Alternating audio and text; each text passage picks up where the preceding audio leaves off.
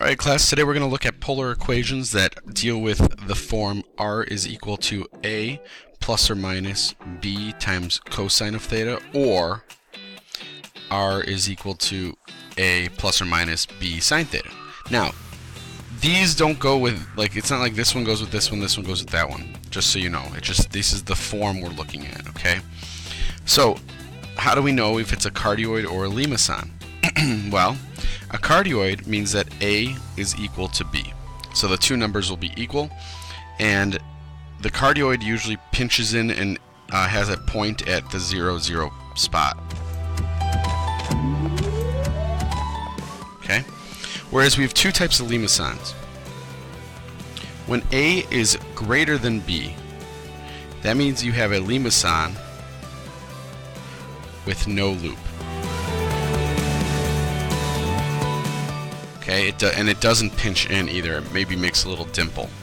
And actually, let me draw a picture of a cardioid real fast.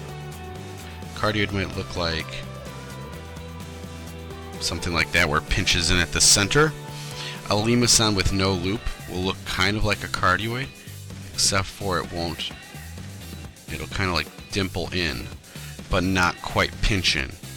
And then if A is less than B, that means you can get negative values, which means that we end up having a loop. So that's a limacon with a loop. And what happens here is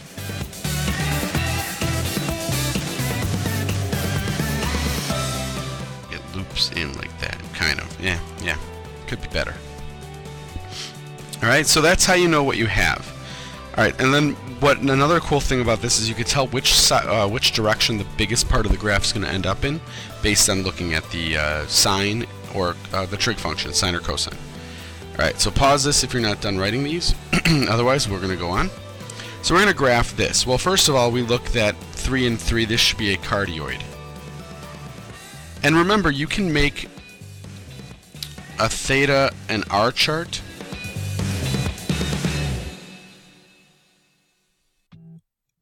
Okay, and all you're doing is plugging in like 0 into here. So when it's 0, you get r is equal to 3 plus 3 cosine of 0. And that would be, cosine of 0 is 1, so you get 6. And then you do the same thing. You can also use your calculators, and I showed that in class. So if you want to know how to use your calculator with these, just ask me in class. I just don't want to waste the time pulling up the calculator because you could do these by hand pretty easily. So we have 3, this is 3. At 180, the cosine of 180 is negative 1, so this actually goes to a 0, and then this will then be again a 3. So let's plot these points. We have at the angle of 0, we're out 6. At an angle of 90, we're out 3. At an angle of 180, we're at 0, so there's our 0 dot for the cardioid. And then in an angle of 270, we go out 3. So this looks something like that. Okay, obviously that's just a sketch, but notice that the bigger piece is in the positive x direction. You know that, so positive x for bigger piece. And we know that because we have a positive cosine in the equation. Okay, so that'll tell you which way the biggest piece should lie. Alright, so that's a cardioid. Now this one, A is less than B, which means we can get negatives, which means we're going to have a limacon with a loop.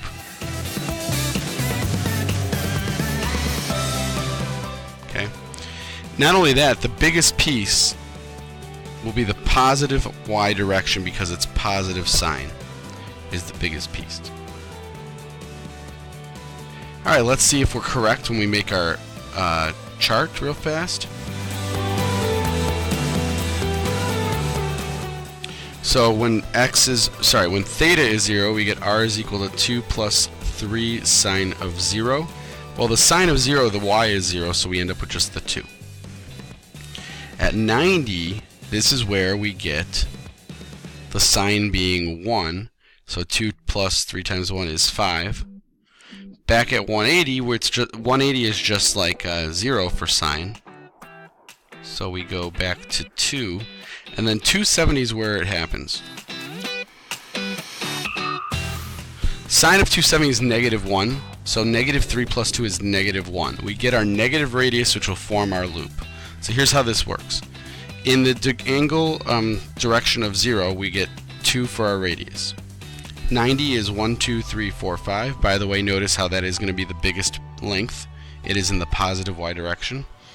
180 is 2. And then 270, remember how to do this. When you have a negative radius, instead of going towards 270, you go away. So this is going inward by 1 radii. So to do this, I'm going to do the loop first. It looks like that. And then you can kind of do the rest of it. Okay, so there's my Limacon with my loop. The loop happens because we get a negative radii at one of the angles. And that's it. Again, you can have your calculator in polar mode and type this in and take a look at it. And finally, let's do one more. This you can assume is a 1. So this is where A is greater than B. So it's still a Limacon, but no loop. And then the bigger part will be in the negative y direction. I'll just say biggest. Okay, let's graph it and see. Theta r. 0, 90, 180, 270. So r is equal to 2 minus sine of 0. Well, we already know sine of 0 is 0, so we just get a 2. R equals 2 minus sine of 90. That'll give us a 1. 2 minus 1 is 1. R equals 2 minus sine 180.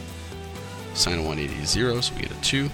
R equals 2 minus sine of 270. Well, 270 is -1, so 2 minus a -1 gives us a 3. Now we graph it. 2, 1, 2, 1, 2, 3. And what this kind of looks like is this. It like dimples in almost, but doesn't pinch in. So that actually kind of looks like a heart, that one, the way I drew it, but it should be more circular. So a Limacon without a loop is basically a cardioid that hasn't pinched in yet. Okay? So those are our 3 graphs. I'm going to call it a day for that, and I'll see you on the next one.